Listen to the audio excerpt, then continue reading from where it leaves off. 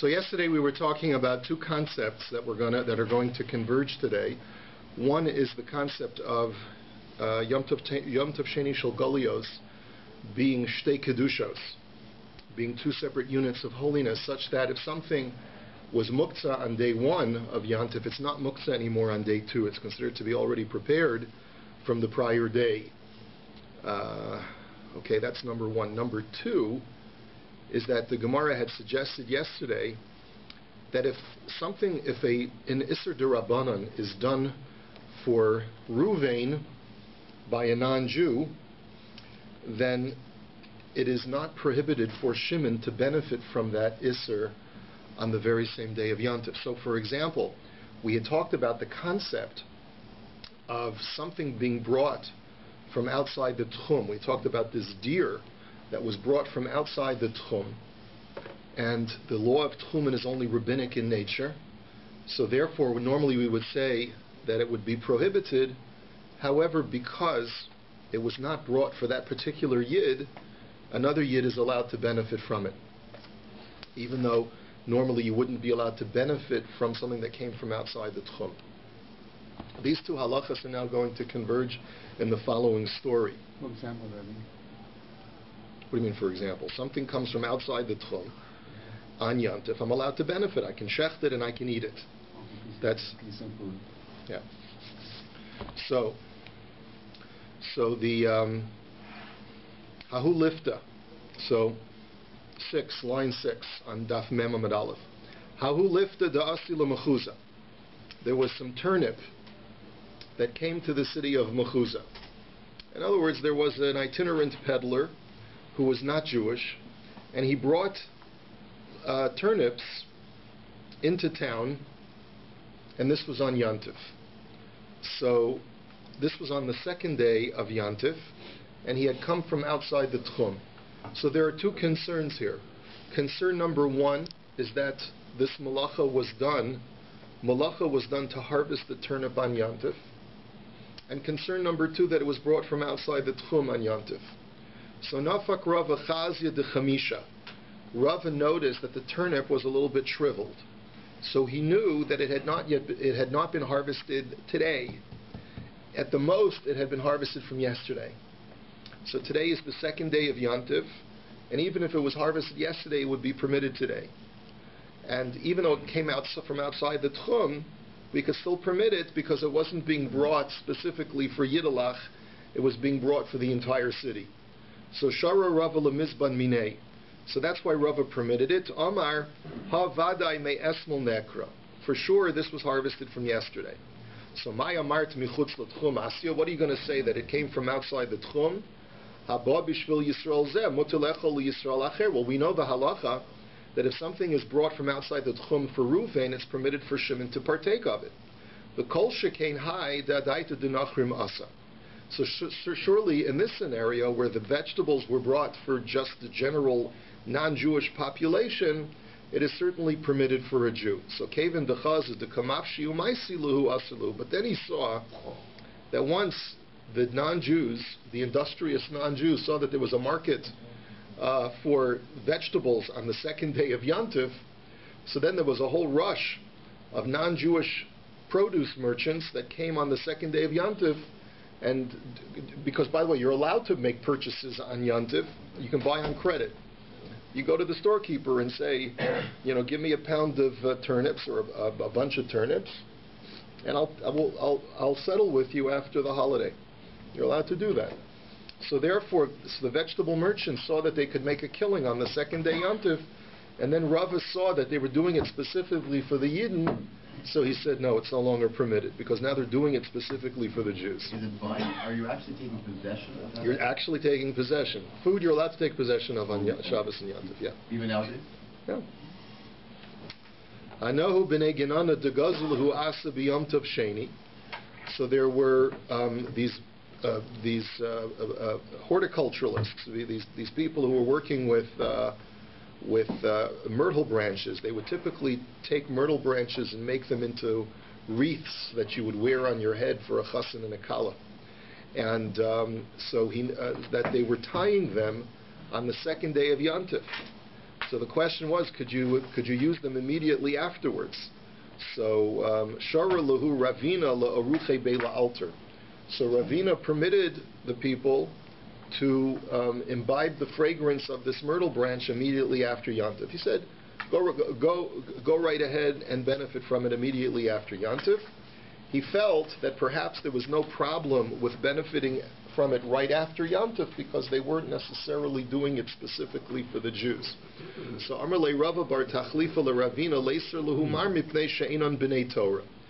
So Rava bar Tachlifa says to Ravina, we should really prohibit the myrtle branches immediately after Yantif and we should tell people they have to wait the amount of time that it would normally take to prepare the wreaths.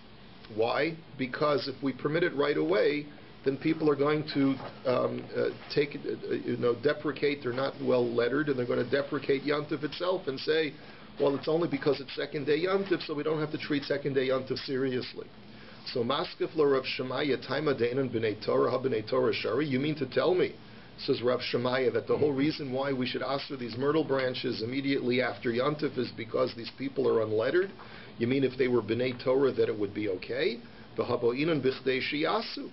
Don't you need to wait the amount of time that it takes to prepare something? If malacha was done for me, then I'm not allowed to benefit from it until I wait a certain requisite period of time, and that's possible even if it wasn't done for me. There's a whole discussion in the poskim whether it was done for me, wasn't done for me. But his argument is you should have to wait the amount of time, no matter what, as long as if malacha was done in order to prepare this item. So Azlu Shailuhu l'Rava Amrlahu Ba'inun Bichdei Shiyasu. So they went and asked Rav, and he said, Taka, that's the halacha. You have to wait the amount of time that it would take to prepare the wreath before you can actually benefit from the myrtle wreath. Okay, Rabbi Dosa Omer Ha'over Lifnei Hateva. Now we're switching gears, and we're going to the last part of our Mishnah. The last part of the Mishnah had quoted Rabbi Dosa, and he had said that on Rosh Hashanah, when the person is the Shliach Tzibur, he's leading the services, he should make mention of the fact that today's Rosh Chodesh, and he should say, because it's a 2-day Rosh Hashanah, he should say, Hachalitzenu, fortify us, O God, on this day of Rosh Hashanah, and if today is on this day of Rosh Chodesh, either today is Rosh Chodesh or tomorrow is Rosh Chodesh. He says that on the first day. And on the second day, he says, Hachalitzenu Hashem, deliver us or fortify us, Hashem, because today is Rosh Chodesh or yesterday was Rosh Chodesh. So that's what Rav Dosa said that the Shliach Tzibur should say. Amar Rabba ki havinon bei Rav Huna ibayalon mahu lahaskir shel Rosh Chodesh b'Rosh Hashanah. So Rabba said that we had the following question. Our question was, when we're davening on Rosh Hashanah in general, are we supposed to make mention of the fact that Rosh Hashanah is also Rosh Chodesh, or do we just mention that it's Rosh Hashanah? Keven dachalukin b'musafin amrinan. On the one hand, there's an argument to say that we should mention that today is Rosh Chodesh in our davening, because after all, you have to bring a korban musaf for Rosh Hashanah and a separate korban musaf for the fact that it's Rosh Chodesh. And if that's the case, since our prayers are surrogate korbanos, just like we have to bring separate korbanos for Rosh Hashanah and Rosh Chodesh, we should also have to make a separate mentioning of the fact that it's Rosh Hashanah and Rosh Chodesh. Dilma zikaron echad ola lekan ulakan. Or maybe no. And as Rashi explains, the Torah uses the word zichron or zikaron as a way of describing both Rosh Hashanah and Rosh Chodesh. So as long as you say es yom hazikaron hazeh, you're covering both bases. And therefore just mention yom hazikaron, and you don't have to make mention of the fact that it's Rosh Chodesh. So Amar Lon. So he told us, Tinisuha, we have a Mishnah that tells us, Rabbi Dosa Omer, Ha'over Lifnei Hateva V'chulei, that Rabbi Dosa had said that you're supposed to make mention of Rosh Chodesh, but the Chachamim disagreed with him. So we go like the Chachamim, and therefore we do not make mention of Rosh Chodesh on Rosh Hashanah. So my lav lahaskir. So isn't what the Chachamim objected to was the fact that Rabbi Dosa said you make mention of Rosh Chodesh. So the Gemara says, lo, lahasnos. The Chachamim did not object in our Mishnah to a mentioning of Rosh Chodesh. That's incorrect. Their objection was making this conditional statement, either today is Rosh Chodesh or tomorrow is Rosh Chodesh, either today is Rosh Chodesh or yesterday was Rosh Chodesh. That was their objection. Their objection was don't play games with the holy day that you're currently celebrating. Don't make mention of the fact that you're not sure whether today is holy or not. That in itself is a deprecation, is a diminution of the status of the day that you're currently celebrating. And therefore it's not appropriate that in the course of prayer you should make mention of the fact that it's a steika diyoma, that you're not sure what day is really Rosh Chodesh. Does this issue come up on regular Rosh Chodesh? You'll see. We're going to go through a whole discussion now. So the Gemara now says, Hachanami mistabra. It makes sense to say that that was the Chachamim's objection, making this conditional statement, midikatani bibraisa, because we have a braisa which clarifies. It says, V'chein haya Rabbi Dosa osa b'roshay chadashim shel kol hashana kula v'lo hodulo. That Rabbi Dosa would include this prayer on every Rosh Chodesh as well. On a regular Rosh Chodesh, he would say, whenever there was 2 days Rosh Chodesh, he would say, I'm not sure whether today's Rosh Chodesh or tomorrow's Rosh Chodesh. And then the second day Rosh Chodesh, he would say, I'm not sure whether today's Rosh Chodesh or yesterday was Rosh Chodesh. And the Chachamim disagreed with him. So, if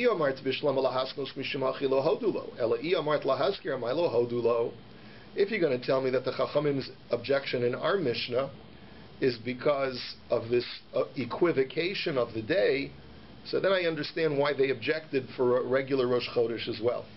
But if the whole objection of the Chachamim in our Mishnah is that you shouldn't mention Rosh Chodesh and Rosh Hashanah, then what does that have to do with a regular Rosh Chodesh? So ve'elamai lahasnos. So okay, so if that's their objection that you shouldn't equivocate, so lama li la'aflugi b'tarti. So then why are they arguing in both a Rosh Hashanah and Rosh Chodesh, and just a regular Rosh Chodesh? Let them just argue in one case, and we can infer from the other.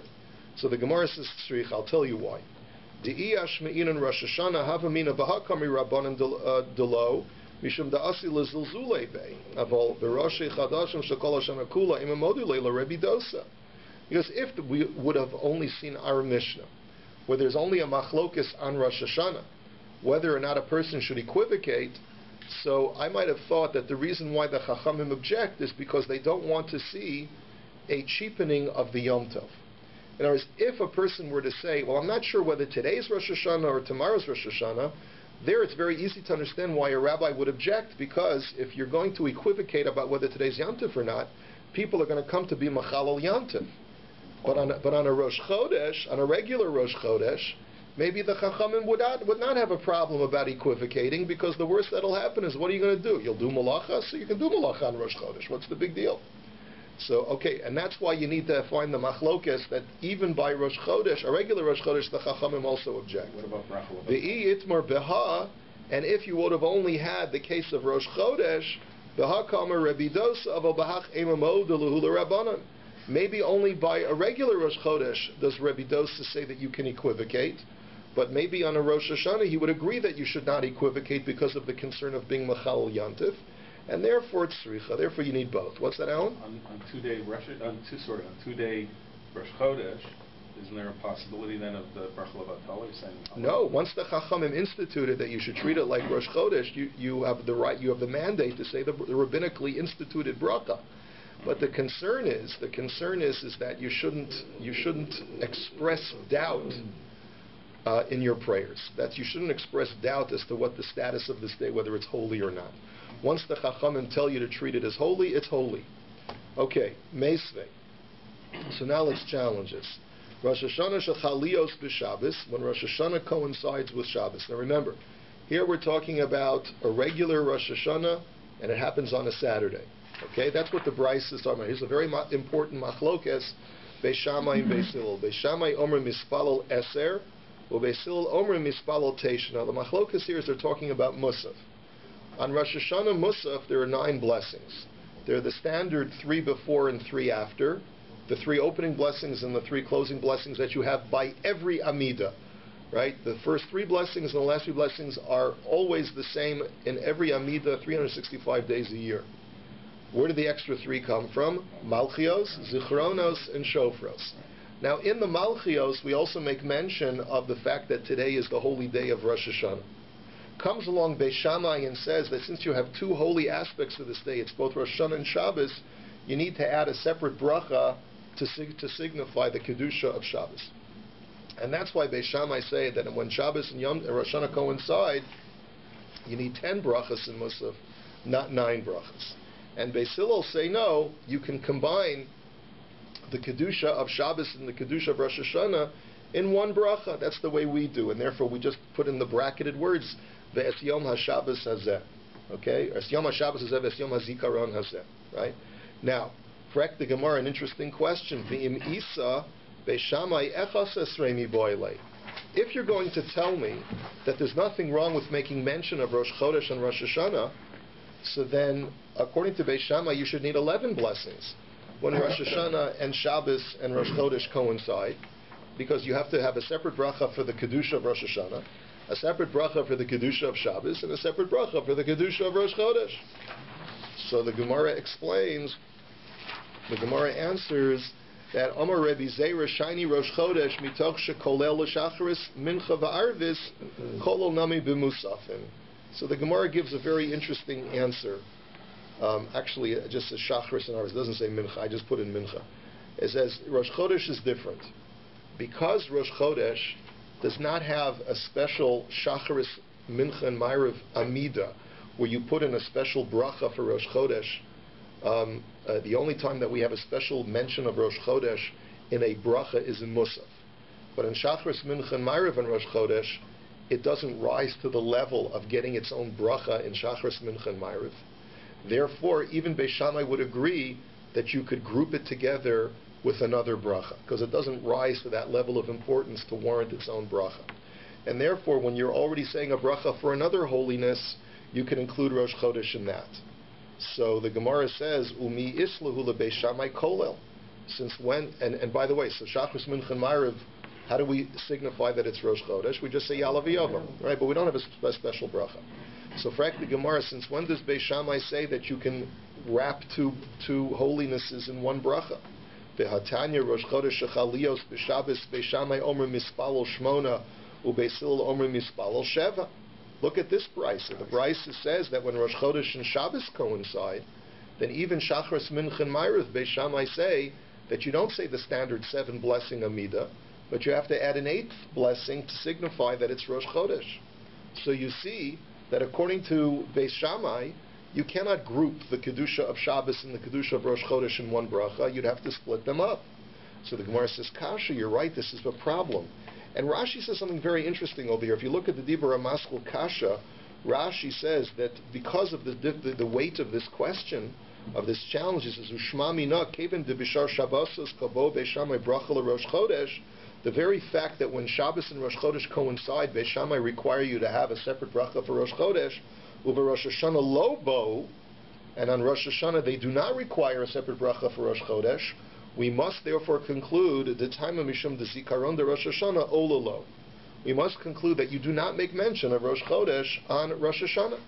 And that's why you don't have to have a separate bracha for Rosh Chodesh, because you're not talking about it. Why? Because Ushma mina afilu michlale v'idkuri nami lo ba'inin. You don't have to mention it even when grouping it together in the same bracha. You don't make mention of it at all. The very fact that you call today Yom HaZikaron, it's implicit that it's Rosh Chodesh anyway. So but you don't have to make specific mention of it. Do we mention it or not? We do not. There's another, by the way, there's another mystical imperative as to why we don't mention Rosh Chodesh on Rosh Hashanah. The Torah says, Bakese liyom chagenu. That is, it is the day of being covered. It is the day of covering Rosh Chodesh and just highlighting the fact that it's Rosh Hashanah. We don't have Shabbos, we don't mention the Chodesh either. That's also included in that. Yeah. Okay. Does Now, this tie into the Korbanos as well? I mean, this whole concept in terms of how many Korbanos are brought, whether it's Rosh Hashanah or Shabbos, in terms of Rosh Chodesh?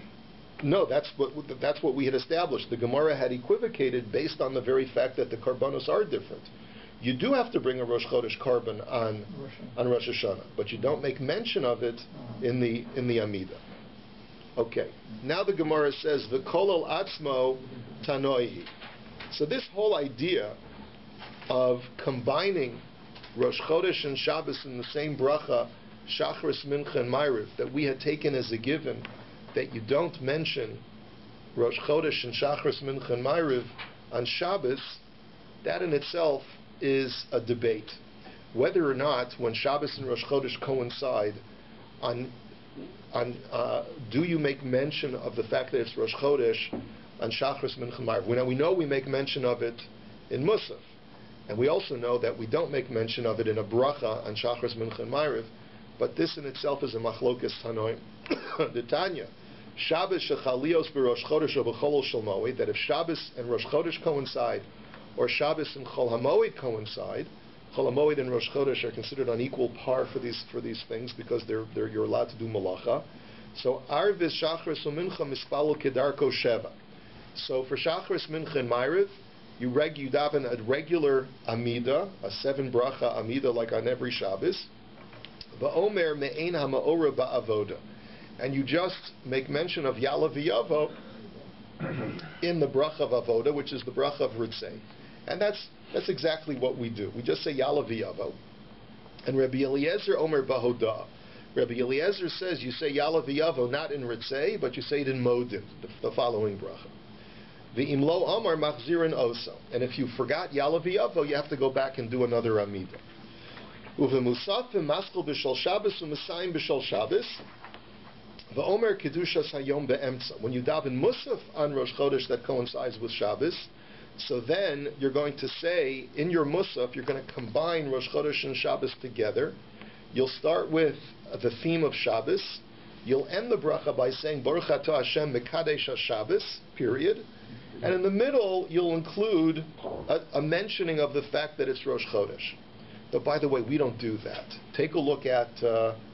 Open up your art scroll siddur that if you have in front of you, and we say that when Shabbos and Rosh Chodesh coincide in Musaf, we say the special part on the bottom, Ato Yetzarta, and if I'm not mistaken, we end off the bracha by saying Baruch Atah Hashem, Mekadesh HaShabbos Yisrael VaShabbos V'Roshei Chadashim, I think is what we say. Mekadesh HaShabbos Yisrael V'Roshei Chadashim, right? So we do not do according to this prescribed method, and Rashi mentions this at the bottom. Now, Rabbi Shimon ben Gamliel, Rabbi Shmuel ben Oshel, Yochanan ben Baroka, Omrim, Kol Makom Shezakuk L'Sheva Maskul B'Shol Shabbos and Masayim B'Shol Shabbos, Omer Kedushas Hayom Be'emtza. And Rabbi Shmuel and Rabbi Yochanan disagree, and they say that even Shachris, Mincha, and Ma'ariv, you have to make mention of Rosh Chodesh in the middle of that bracha that talks about Shabbos. So you start with Shabbos, you end with Shabbos, and you mention Rosh Chodesh in the middle, even for Shachris, Mincha, and Ma'ariv. And that surely we do not paskin like. So my hava Allah. So what was the upshot of this whole discussion? Amar Rav Chisda. So Rav Chisda says if you want to know what to do on Rosh Hashanah, the psak is Zikaron Echad Ololo Lekanu Lekan. They just mentioned that today is Yom HaZikaron, and therefore don't make mention of Rosh Chodesh at all. V'chein Amar Rabba Zikaron Echad Ololo Lekanu Lekan, and that's what Rabba paskined as well. Really? Yeah. I understand that their point is that by saying Zikaron, it'll cover both. But was the original issue that they were concerned that by mentioning Rosh Chodesh you were sort of diminishing the status of Rosh? No, that was not mentioned as one of the concerns. That was not mentioned as one of the concerns of the Gemara. It's unclear from the Gemara why there would be an imperative not to mention Rosh Chodesh. It sounds like from the Gemara the question is merely, are you required to mention Rosh Chodesh? But as I mentioned, there are other concerns that are mentioned in later authorities that talk about the idea that it is preferred not to mention Rosh Chodesh because the idea of bakesa, that you're supposed to cover up the fact that it's Rosh Chodesh on this day and only highlight the fact that it is Rosh Hashanah. You think if that held, that we wouldn't have had to bring a separate korban back then, because that also sounds like it's full. All right. But Amar Rabba. Rabbi, but don't we have included the paragraph in Musa, Ma'adechem, Rosh Hashanah, in the last, in the Shogeg's part. On what? On which part? What? Malchi that's in front of Shafra, the 10 psukim. Yeah. We have a paragraph there. Oh, you mean in the paragraph of Shofros, it does make mention. Yeah, but it's not mentioning that today is Rosh Chodesh. It says that is citing a pasuk that says that on your various holy days, including Rosh Chodesh, uskatem b'chatzotzros. But that does not acknowledge that today is Rosh Chodesh, though. Okay, that's an interesting point. The Amar Rabba ki havina be Rav Huna ibayalon mahu lomar zman b'Rosh Hashanah v'Yom Kippurim. So now there's another interesting question having to do with the prayers. Do you make a shehechianu on Rosh Hashanah and Yom Kippur? Kevin de mizman lizman asi amrinon. On the one hand, you should make a shehechianu because it is one of those perennial holidays that happens once a year. And therefore, just like on all other things all other holy occasions that happen on an annual basis, you should make a shehechiyanu. Odil makevin lo ikru regalim lo amrina. Or perhaps no. Maybe since it's not called a regel, a time of pilgrimage, a time of festivity, then you should not necessarily say a shehechiyanu. It's not clear exactly why the Gemara is making a linkage between a regel and shehechiyanu, but what it would seem to be is that shehechiyanu was warranted when it's a particularly festive day. So lo haba biyadeh. So he didn't know the answer to the question. Ki asoy be Rav Yehuda Omar ana akarachadato nami aminazman. So Rav Yehuda said, I don't understand what the question is. I make a shehechiyanu on a new pumpkin. So surely I should make on the new pumpkin season. So surely I should make a shehechiyanu on Rosh Hashanah and Yom Kippur. So Amalei Rishus lo komi bayali ki komi bayali chova. My. He says, my question is not whether you have permission to make a shehechiyanu or not. Of course you do. If you feel grateful that God has given you another Rosh Hashanah, gesundheit, do whatever you want. I'm asking, are you obligated to make a shehechiyanu? So Amar le Rabu Shmuel the Amri to Ravaihu Ein Omer Zman Ela b'Shalosh Regalim. So Rav Shmuel were quoted as saying that there's no obligation to say shehechiyanu except for the Shalosh Regalim. Meisvei. So let's challenge that from a brisa. The pasuk in Koheles says Ten Chelek l'Shiva v'Gam l'Shmoina. Give a portion to 7 and also a portion to 8. What does that pasuk refer to? Rabbi Eliezer Omer. Shiva elu shzayin yemei bereshis, shmona elu ches yemei mila. Rabbi Eliezer says, give a portion to 7 means take 1 day out of 7 and give it special status. That refers to Shabbos. Take 1 day out of 8 and give it special status. That's the 8th day of a baby's life, which is the bris. So Rabbi Yehoshua Omer, no, he has a different shot. Shiva elu shiva yemei Pesach, shmona elu shmona yemei Chag. That 7 refers to the 7 holy days of Pesach. 8 refers to the 8 holy days of Sukkot and Shmini Atzeres. V'chishahu Omer Vigam, and what is the word Vigam in the pasuk? That's coming to add 3 other holy days. L'Rabos Atzeres, Rosh Hashanah, v'Yom Kippurim. That's coming to add Shavuos, Rosh Hashanah, and Yom Kippur. So my lav lizman. So the Gemara says, how do we interpret that brisa? Isn't the brisa telling you that on all of these holy days you should make a shehechiyanu? So this would disprove Rav and Shmuel. Lo libracha. No, it's just coming to tell you that you make a bracha of God who sanctifies these days, like Mekadesh Yisrael, right? Mekadesh Yisrael v'hazman. Okay? Omer, I'm sorry. Hachanami mistaver. This is logical to make that conclusion. The isal kadaitach lizman, zman kol shiva miyika. So he says, because if you're telling me that the Bryce is telling you which days you make a shehechiyanu, since when would you make a shehechiyanu? All 7 days of Pesach or all 8 days of Sukkot? The Gemara says, no. Halo kasha. That's not a challenge because the ilo mevarich ha'idna mevarich lamachar liyom uchra. No, all the Bryce is telling you is that these are holy days where you can make a shehechiyanu. If you didn't make it the first day, you have an obligation to make it up on the following day. If a person neglected to make a Kiddush the first night of Pesach, he has to make it up any night that he's able to make Kiddush any subsequent night. So therefore, with the Kiddush, you would make a shehechiyanu as well. So the Gemara says, but wait a minute, mikol makom be'inon kos. Wouldn't you need to have a kos in order to make a cup of wine, in order to make a shehechiyanu? And normally wine is not readily available after the first night of Pesach or the first night of Sukkot. How do you know people are going to have wine? So Lema Misayeh Leila Rav Nachman, Damar Rav Nachman, Zman Omer Afilu Bishuk. Maybe this is a support to Rav Nachman who says that shehechiyanu does not require a cup of wine. You could make a shehechiyanu on a holy day even if you don't have wine. You can even say it in the marketplace while you're walking. The Gemara says, Halo kasha. No, not necessarily, because the ikla leikos. Because maybe the brisa only means to impart to us that if you happen to have wine, and you didn't make a shehechiyanu on the first night, you can make it on the second night or any subsequent night. The Gemara now says, Hatena chatzeres v'Rosh Hashanah Yom Kippurim heichiyavit. So now the Gemara says, okay, working under the assumption that you need wine to make a shehechiyanu on a holy day, that's fine for Shavuos and Rosh Hashanah because you have wine available. But on Yom Kippur, how are you supposed to make a shehechiyanu on a cup of wine?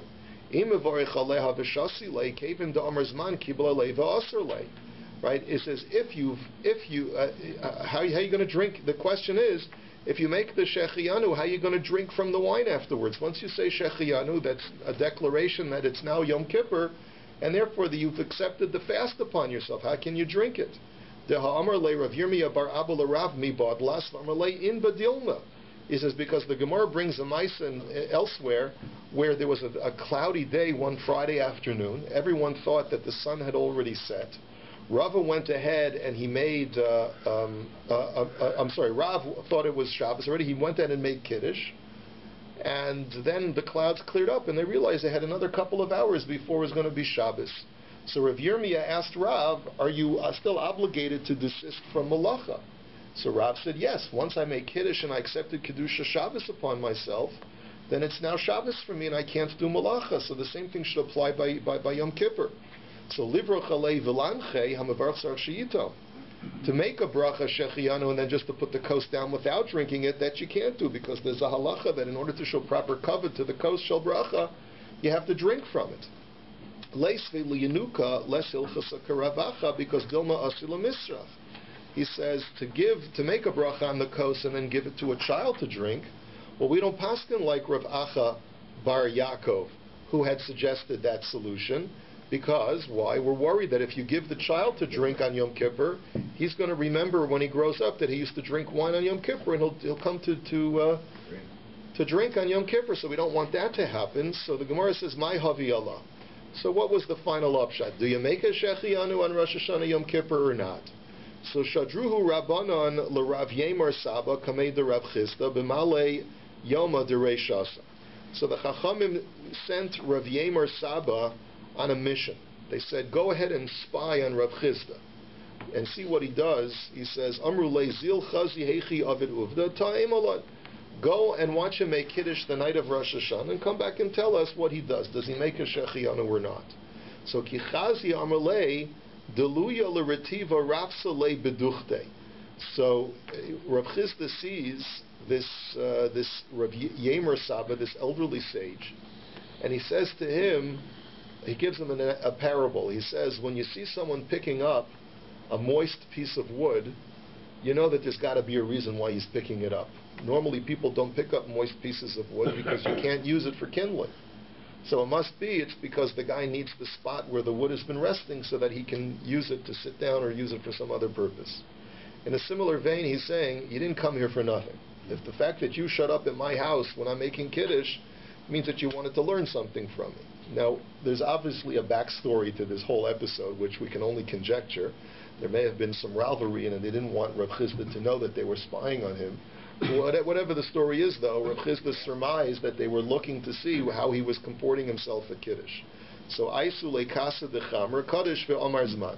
They brought him out of Kos for Kiddush, and he said Shehechiyanu on Rosh Hashanah. So v'hilchasa, and that's the final halacha, is Omer Zman b'Rosh Hashanah v'Yom HaKippurim, v'hilchasa Zman Omer Afilu b'Shuk. And therefore we paskin that you make a shechion on Rosh Hashanah and Yom Kippur, and we also paskin that whenever there's not the ability to make a shechianu al hakos, you can make a shechianu even in the middle of the marketplace. And that's what we do on Yom Kippur. We make a shechianu on Yom Kippur, we don't use a kos. You know, if you notice at Kol Nidre, at the end of Kol Nidre, we all make a shechianu together. The Shliach Tzibur says shechianu v'kimonu v'giyonu l'zman hazeh. We all say that together without a kos.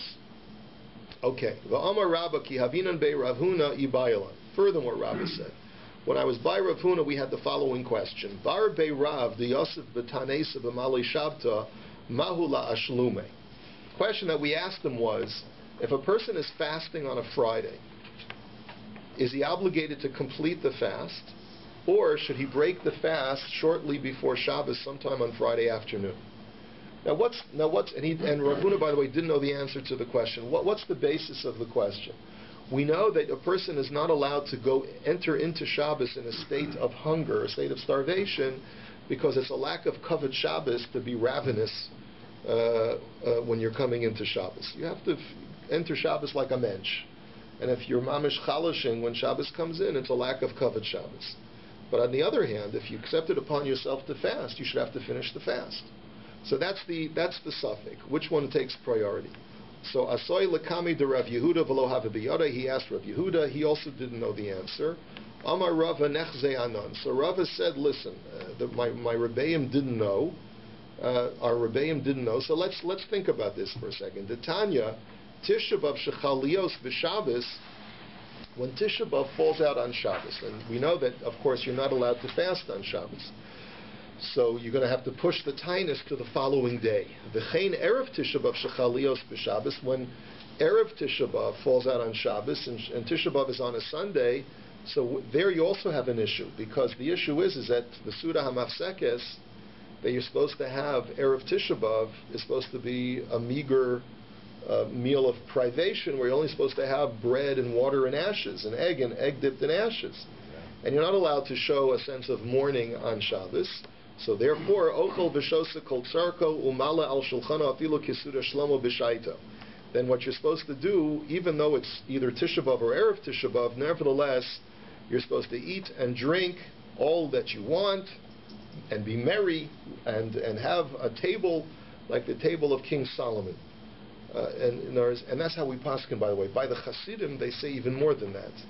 That not only are you supposed to eat normally, but you're supposed to even be more lavish when Tisha B'Av falls out on Shabbos. Why? Because Be'etzim Tisha B'Av is a Yom Simcha. Because we know that the Geula is supposed to take place on Tisha B'Av. Abermai, but Elamai, what we have to mourn on Tisha B'Av because it's also the time of the Churban. So when the mourning is suspended, because it's Shabbos, all we're left with is the tremendous joy of the time of Geula on Tisha B'Av, and therefore you have to have even more lavishness when Tisha B'Av coincides with Shabbos. That's Azoi. This is the way that many Hasidim conduct themselves. So anyway, Chal Lios Tisha B'Av Be'erev Shabbos, but the purposes of our discussion is what happens if Tisha B'Av is on a Friday. That doesn't happen in our calendars, but let's say in theory it could happen. So Mevi'in lo kibeitz of ochel kadei shelo yikanes l'Shabbos kishehu me'una. So you see from this discussion that the Brisa says that even though it's Tisha B'Av, a person should eat a morsel the size of a kibeitza before Shabbos enters, so that he doesn't enter into Shabbos when he's ravenously hungry. Well, we don't have a scenario. Is there a Sarbat Teves? The only tainus that could fall out on Erev Shabbos is a Sarbat Teves, and there we paskin that you do have to be mashlim the tainus, Right. but it could be a Sarbat Teves is a special case because of a pasuk by a Sarbat Teves that implies that a Sarbat Teves trumps everything, and we'll talk about that another time. You have a wonderful day.